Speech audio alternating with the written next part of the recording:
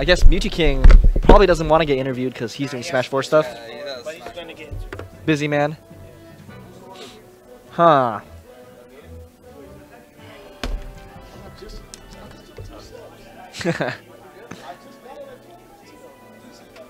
Two subs? You got 2 subs? Oh, I thought you said you got 2 subs. Wait. Oh, I'm gonna grab. Can I grab one of the Mountain Dews? Those are Jason's. Jason, who's? So Oh yeah, what? whatever. Yeah, just grab it. We'll buy him a new one. Yeah. Look. Just one. This is the second time I got second at shots fired. Can we The open same his? person. Can we open his chips too? No. Okay. Never mind. Number first shots fired. It was me, Zoo. It was Music King, me, then Zoo. Yeah. I had to play Zoo twice. I beat DJ in losers. He went Sheik. I beat Vans. I just hate when I can't tap in the zone when I'm playing Jason. It's not even his name to me, cause I already know him. I can't tap in sometimes. Sometimes how do you know I was gonna jump? Maybe he's like 5 steps. I'm only like baby 2 steps. But there's days when I tap in and he goes, I don't want to play the moon today. I'm not playing good. I play good overall. I know that for sure. Yeah. You And I know I could be Jason. I could be everybody. Have you beaten Jason before? Almost. Almost. It was like 3-2 at Xanadu. I could be everybody, just like everybody else feels like they could be everybody. I definitely don't feel that way. You never feel like that about yourself? I play Falco. So? I'm kidding. Oh, okay. I'm just saying, like, I as a player, you should feel confident in yourself. I'm not saying you don't. For me, that's how I feel. Like, if the game could say game, like if I could take stocks from you, and the game tells me that it could say game, this winner is the moon, then I always believe I could beat everybody. But I know my plays. Like I know right now I'm not ready to beat him. I just know, in due time it will happen. I mean, you've been going to a lot of tournaments. Been playing everybody. You made a humongous step by beating Hacks Money twice. Yeah, Is that the first time that's happened in a while, or? Yeah, the first time I beat Hacks was in Super Neps 2. That's a really long time ago. That was the beginning of 2015. Yeah. And that's when he came off. He just got surgery. Ah, okay. So like then this time, you know, he got to do surgery again. But I know him. He wasn't playing at his absolute best. I know when he could catch me, and I know when he does the instant ledge dashes. I know when he's on point. So Yeah. it frustrates me like when my opponent's SD, because at the end of the day, like something's gonna go on Reddit. Oh, this guy only won because of that. This guy won because of this. And it's like, all right, I want to earn all my kills. Don't give me no kills. I want to kill you. I feel like Melee, even at the super top level, like there's like no one actually really plays perfect, right? I feel like, especially the top players, they're like never happy with the way they play. Like even I feel like Armada winning Evo, for example. He wasn't happy. Yeah, I feel like he wouldn't be happy, right? So I don't know. I don't know. Like for Hacks in particular, I think he definitely could have played a lot better. Oh yeah, you saw he turned Super Saiyan like his second to last stock on Game 3. That's the Hacks I know. That's the one that you can't touch me. You can't touch me. Like, that's the Hacks I know. And I'm like, oh my god, if he plays like this, the remaining games is over for me. Like right now, of this day, I can't like gain all the experience in one day. So I'm like, if he keeps playing like that, and of course I was messing up chain grab stuff, but he was messing up SDs. Yeah, There's difference between me letting him let loose and him SDing. And I'm like, damn. I mean, I don't know. In my perspective, I think with Hacks in particular, he opts to play a very, very demanding playstyle. So, I don't know. Like, at some point, you have to, like, look yourself in the mirror and be realistic as well, right? Yes. But, I don't know. But for Hacks in particular, we know that he can play at that level. And today he couldn't. Yeah, today he didn't even play A tier. Damn. He played B tier. I'm going to say that, I don't know. I think Hacks played... Yeah, you're right. Yeah, he played kind of rough even against me as well. Yeah. I know Hacks. So that's why I'm telling all these Fox players, you guys are not fast.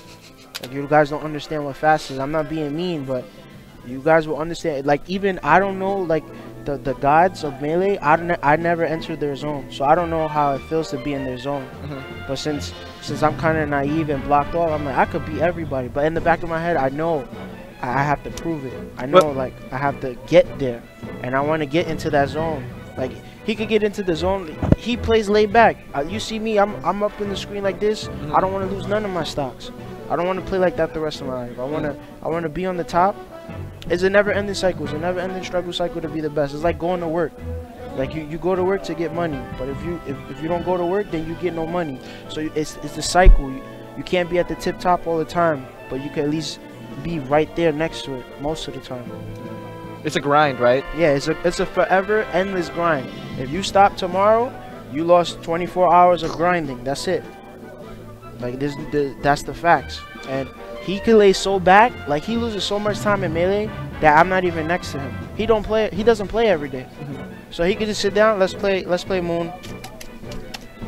By the way, I didn't play yesterday. I can't do that yet. I have to play every day for maybe like 2 hours. I don't have to play consistently. That's unhealthy. Is that your, like, do you play like an hour or two, like every day? Like just practice against people or whatever? If I'm streaming, I'll play more because there's people there. I feel the rush. Like, I want to play. Wow.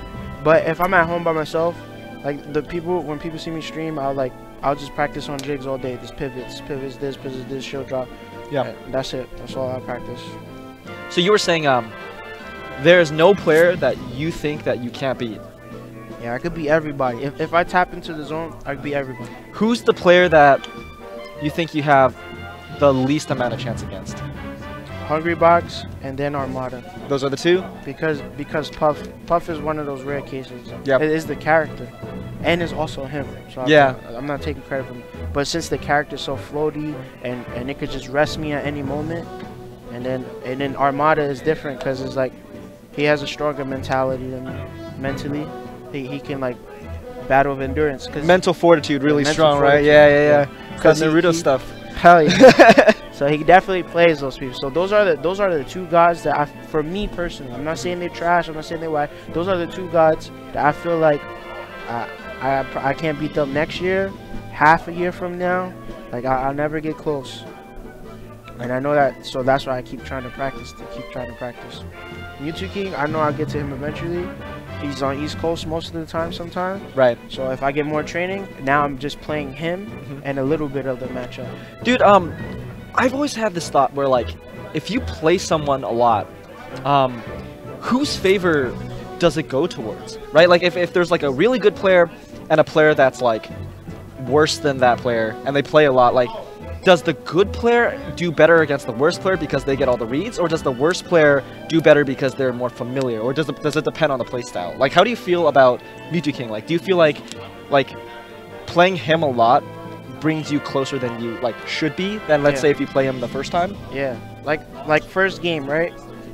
In Winners Point, I got destroyed, right?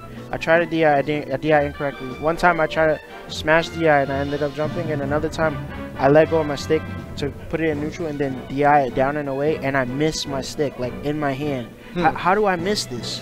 So it's like, what's wrong with my body? And I missed it. I went like this, and I ended up getting force smash, and I'm like, but I can't say this while I'm playing. Oh my god, that's stupid. Like, nobody knows what's happening in my hands at the moment.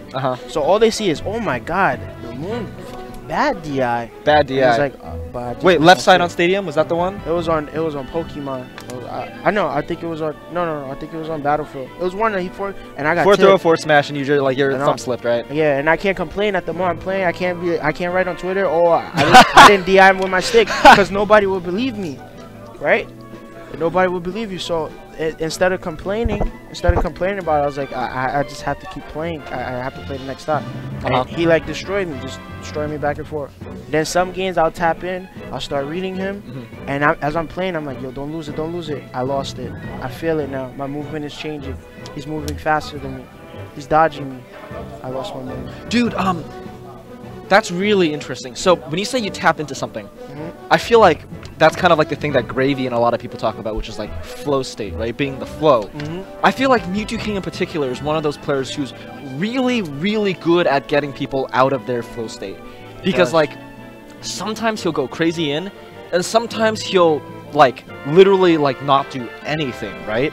And it's very like, I think jarring is the word that Cactuar uses. It's like, he does like this one thing that throws you off, and all of a sudden like, you lost all your momentum, he ledge stalls, and then he makes you like fixate on like these small things. I don't know. I feel like of all the players, like Mewtwo King's flow is very like, you know, has its ups and downs. It's very extreme. Yeah. right? I know. I agree. He's like a magnet. Everybody knows who owns the ledge, or who's the owner of the ledge. It's Mew2King, right? And every time you play him, this is what you say. Yo, in teams, anything. Singles, don't go next to the ledge. It's Mew2King, don't go next to that. But somehow you get drawn like a magnet. Oh, it's Okay, Mew2King, okay. I'm gonna go to the Magnet. you get what I mean? Like exactly what you said. He'd do something and then he'll go back to the ledge, and now you have to go get him. Dude, it sucks because it's like, okay, he has a ledge, and if you just give it up, you go to the other side of the stage. Well, he gets stage control back, right? Yeah. But it's like, well, you can't just do that, but you also can't really fight him. So where in the world do you even go?